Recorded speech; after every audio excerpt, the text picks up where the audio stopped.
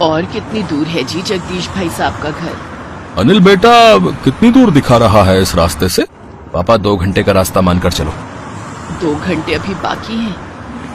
अच्छा, थोड़ी देर और सुस्ता लेती हूँ। तिलक राज के बहुत ही खास मित्र जगदीश चंद्र की बेटी की शादी थी।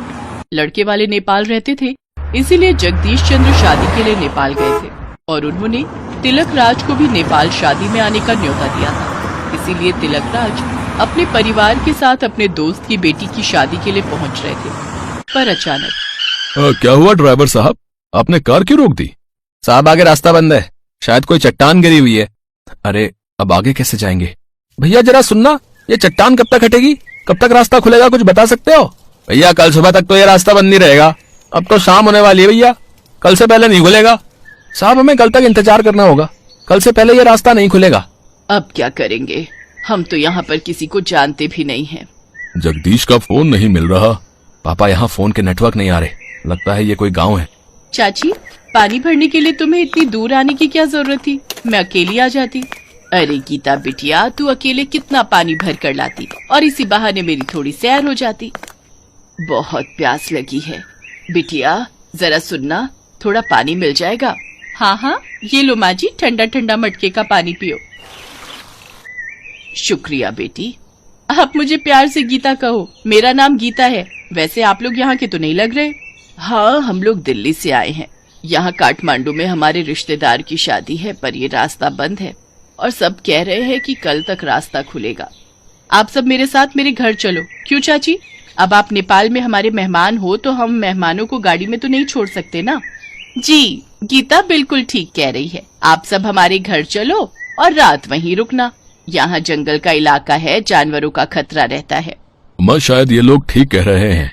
वैसे भी तुम बहुत थक गई हो और रात गुजारने के लिए कोई तो जगह चाहिए ही। अब अनिल बेटा, तुम ड्राइवर के साथ गाड़ी यहीं लगवा दो, हम पैदल ही चलते हैं। आगे तो गाड़ी ले जाना ठीक नहीं रहेगा। अब ठीक है पापा, आप लोग चलो, मैं आता हूँ। सब लोग गीता और उसकी चाची के साथ उनके घर जाते हैं। गीता और उसके चाचा चाची सबकी बहुत सेवा करते हैं। साहब, गीता 2 साल की थी तब इसके माँ बाबूजी इस दुनिया से चले गए। तब से गीता को हमने अपनी बेटी की तरह ही पाला है और गीता ने भी हमें हमेशा माता पिता की तरह ही समझा है। हमारी और भी 2 बेटियां हैं, हम अपनी तीनों बेटियों से बहुत प्यार करते हैं। अब बस गीता के हाथ पीले हो जाएं, उसके बाद हम अपनी दोनों बेटियों की भी शादी कर देंगे। वैसे कोई लड़का देखा है आपने? नहीं बहन जी, बस ढूंढ ही रहे हैं। अब हम इतने पैसे वाले भी नहीं हैं कि ज्यादा दहेज दे पाए, पर जितना हो सकेगा हम अपनी बेटी के लिए जरूर करेंगे। अच्छा लड़का मिल जाए तो हमारी चिंता दूर हो जाएगी। इतनी देर में अनिल भी गाड़ी लगवा कर आ जाता है। गीता बिटिया, एक थाली में दाल भात और ले आ। अभी लाई चाची। गीता अनिल के लिए भी दाल भात ले आती है। गीता देखने में बहुत सुंदर थी। अनिल उसे देख रहा था, गीता भी उसे देख रही थी। सब लोग बातें करने लगते हैं। उमा को समझ आ रहा था कि सचमुच नेपाल में आकर उन्हें ऐसा महसूस ही नहीं हुआ कि वो किसी पराये देश आए हैं। बहुत अच्छे से गीता और उसके चाचा चाची मिलकर सबकी सेवा करते हैं। अगले दिन वहां से जाने से पहले उमा गीता के चाचा चाची से बोली, बहन जी, हमें गीता बहुत पसंद आई है।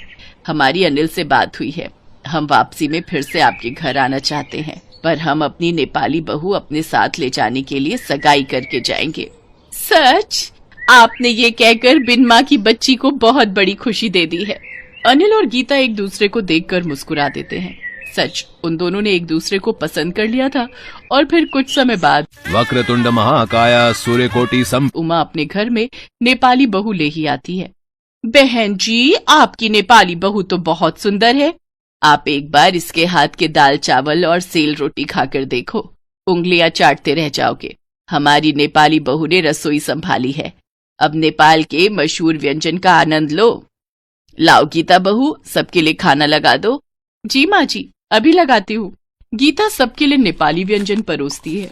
सबको गीता के हाथ का नेपाली खाना बहुत पसंद आता है। अरे वाह गीता बहू, तुम्हारे हाथों में तो साक्षात मां अन्नपूर्णा का वास है। बहुत स्वादिष्ट खाना बनाया है। ये लो, हमारी ओर से शगुन रखो। हमने तो इससे पहले नेपाली खाना कभी खाया ही नहीं था। आज तुम्हारे हाथों का नेपाली खाना खाकर सचमुच आनंद आ गया। सब लोगों के मुंह से गीता जब अपनी तारीफ सुनती है तो वो बहुत खुश होती है। उमा बहुत खुश थी कि उसके घर में एक बहुत ही संस्कारी और सुशील बहू के कदम पड़े थे, जिससे घर में रौनक आ गई थी। उमा की नेपाली बहू ने आते ही घर और रसोई को इतने अच्छे तरीके से संभाल लिया था कि उमा की सारी चिंताएं दूर हो गई थी। गीता भी खुश थी कि उसे उमा के रूप में प्यार करने वाली माँ जैसी सास मिल गई थी। शादी शहर में बसे 3 भाइयों आलोक, प्राग और रौनक से हो जाती है। शादी करके तीनों जैसे ही अपने ससुराल आती हैं तो हाथ में आरती की थाली लिए उनकी सास जानकी उनका गृह प्रवेश करवाते हुए कहती है, आओ मेरी तीनों बहुओं, अब अपने पैरों से इस कलश को गिराकर अंदर आ जाओ। जी सासू माँ। बड़ा सा ससुराल देखकर तीनों देसी बहुएं टशन में बोलती हैं, हाय दैया, ये तो एकदम फिल्म स्टार शाहरुख खान के घर जैसा घर है प्रीति। हाँ सपना, अगर ऐसा घर अपने गांव में होवे ना तो गर्दा गर्दा मच जाई।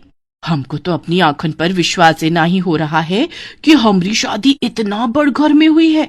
उनकी बातें सुनकर उनकी ननद श्रुति कहती है, ओ गॉड, अभी इन्हें आए 1 पल भी नहीं हुआ और इन्होंने अपनी गवारपंथी दिखानी शुरू कर दी। जरा अपने कायदे में रहकर बात करो ननद जी, आप हम तीनों बहनों के बारे में नहीं जानती हैं। अरे पूरे बनारस में हम तीनों बहनें अपने जुगाड़ूपन के लिए फेमस हैं, फेमस। ओहो, अब बस भी करो तुम ननद भाभी ने अभी से ही नोक-झोंक शुरू कर दी। चलो अब मेरे तीनों बेटे अपनी अपनी बीवियों को उनके कमरे दिखा दो। अगले दिन सुबह तड़के 5 बजते ही तीनों बहुओं की आंख खुल जाती है और वो किचन में साफ सफाई पर लग जाती हैं। तभी उनकी ननद श्रुति किचन में जाती है तो वो देखती है कि उसकी तीनों भाभियां मिट्टी से बर्तन घिस रही होती हैं। अरे मेरी मंद बुद्धि भाभियों, ये सब क्या गंद मचा रखा है? और तुम तीनों को नींद नहीं आ रही है क्या, जो आधी रात को ये खटर पटर लगा रखी है? उक्का है ना ननद जी, हमरे गांव में तो सुबह 5 बजे सब जग जावत है और हमरे गांव में तो मिट्टी से ही बर्तन मांजते हैं। हाँ, इससे 2 फायदा है, एक तो बर्तन भी अच्छे से चमक जावत है और साथ ही साबुन के पैसा के भी बचत हो जात है। अरे पर ये तुम्हारा बनारस गांव नहीं बल्कि मुंबई शहर है, यहाँ ये सब जुगाड़ूपन मत दिखाओ और अपनी ये सब बचकानी हरकतें बंद करो प्लीज। श्रुति तीनों जुगाड़ बहुओं को झड़प कर चली जाती है। ऐसे ही कुछ दिन बीत जाते हैं। एक रोज जब वो तीनों किचन में खाना बना रही होती हैं कि तभी सिलेंडर खत्म हो जाता है। अरे मोरी मैया, ये चूल्हा तो लगता है बिता गया। अरे बहू, रोटियां बन गई हो तो जल्दी से ले आओ। अरे बाप रे, अब क्या होगा? हमको जल्दी से अपना कौनो जुगाड़ लगाना होगा। तभी उनका ध्यान पूजा घर में रखी लकड़ियों पर जाता है। बस फिर क्या था, वो 4 ईंटें लेकर आती हैं और उसका चूल्हा बनाकर उसमें गर्मा गर्म रोटी बनाकर सबको खिलाती हैं। पता नहीं क्यों लेकिन कुछ धुएं धुएं की स्मेल आ रही है। सही कहा भैया। तभी उन सबकी नजर किचन में से निकल रहे धुएं पर जाती है। सभी दौड़ते हुए किचन में जाते हैं। अरे मेरी भोली बहू, जब किचन में गैस सिलेंडर है तो फिर तुम तीनों चूल्हा क्यों फूंक रही हो? सासू माँ, आपका सिलेंडर तो कब का बाय बाय बोल गया, इसीलिए हम जुगाड़ लगाकर चूल्हा जलाई लिए। वो सब तो ठीक है मेरी जुगाड़ू बहू, मगर तुम ये लकड़ियाँ कहाँ से उठाकर ले आई? सासू माँ, ये तो हम पूजा घर में रखी लकड़ियाँ लाए हैं। अपनी जुगाड़ू बहुओं की हरकतें देखकर जानकी कहती है, अरे बैल बुद्धि बहुओं, वो तो चंदन की लकड़ियाँ थी जिसे मैंने हवन के लिए मंगवाया था और तुमने चंदन की लकड़ियाँ रोटी सेकने में फूंक दी। ओहो, अब जो हो गया सो हो गया सासू माँ, अब हमको माफी दे दियो। इतना कहकर तीनों बहुएं माफी मांगकर मामले को ठंडा कर देती हैं। ऐसे ही समय बीतता है। फिर एक सुबह जब सब नाश्ता कर रहे थे तो गिलास में रखा जूस रौनक के फोन पर गिर जाता है और उसका फोन भीग जाता है। ओह नो, आज ही मुझे मीटिंग के लिए बाहर जाना था और आज ही इस फोन को भी खराब होना था। शॉप वाला तो इसे रिपेयर करने में 2-3 दिन का टाइम लगा देगा। अरे पति देव, अपना फोन हमको दो, हम अभी इसे बिना पैसा खर्च किए ठीक कर देंगे। अरे मेरी गवार भाभी, इस फोन को जुगाड़ की नहीं बल्कि दुकानदार की जरूरत है। अब अपनी कोई जुगाड़पंती करके भैया के इस फोन को डेड बॉडी में मत बदल देना। इसके बाद श्रुति उस फोन को कपड़े से पोंछकर कुछ देर धूप में रखकर फिर उसे चावल के कनस्तर में डाल देती है और ठीक 1 घंटे बाद फोन रौनक को देती है और टशन मारते हुए अपनी ननद से कहती है, का हुआ ननद जी, भेजा चकरा गया का हमार जुगाड़ देखकर? अरे वाह भूमि, तुमने तो सचमुच में 1 घंटे के अंदर ही मेरा फोन बिल्कुल ठीक कर दिया। देखा हमरा कमाल, फोन भी झट से ठीक हो गया और पैसा भी बच गया। अरे जुग जुग जियो मेरी प्यारी बहुओं, आज तो सचमुच तुमने बचत करके सर्वगुण संपन्न बहुओं वाला काम किया है। हाँ सचमुच, तुमने तो कमाल कर दिखाया। रौनक और सास के मुंह से तारीफ सुनकर उन तीनों बहुओं को शह मिल जाती है। ऐसे ही एक दिन जब सपना वैक्यूम क्लीनर से घर की सफाई कर रही होती है तो अचानक से वैक्यूम क्लीनर काम करना बंद कर देता है। अरे मोरी मैया, ये बिजली से चलने वाला झाड़ू तो बंद हो ही गवा, अब क्या करें? जल्दी से कौनो जुगाड़ सोच सपना, ताकि अपना कामो बन जाए और हमरे पैसे भी बच जाए। सपना ये सोच ही रही होती है कि तभी उसका ध्यान अपनी सोसाइटी के पार्क में लगे खजूर के पेड़ पर जाता है। अरे वाह, क्या जुगाड़ू आइडिया आया है हमरे दिमाग में। सपना सोसाइटी के पार्क में जाती है और खजूर के घने पत्तों को तोड़ने लगती है कि तभी वहाँ गार्ड आकर गुस्से में बोलने लगता है। अरे ओ बॉडम औरत, इन पेड़ों को क्यों तोड़ने में लगी हुई हो? अरे ओ चौकीदार बाबू, अगर ज्यादा चबड़ चबड़ की ना तो हम देंगे तो को एक उल्टे हाथ का, समझे? और वैसे भी ये पार्क तो हर बाप का है का?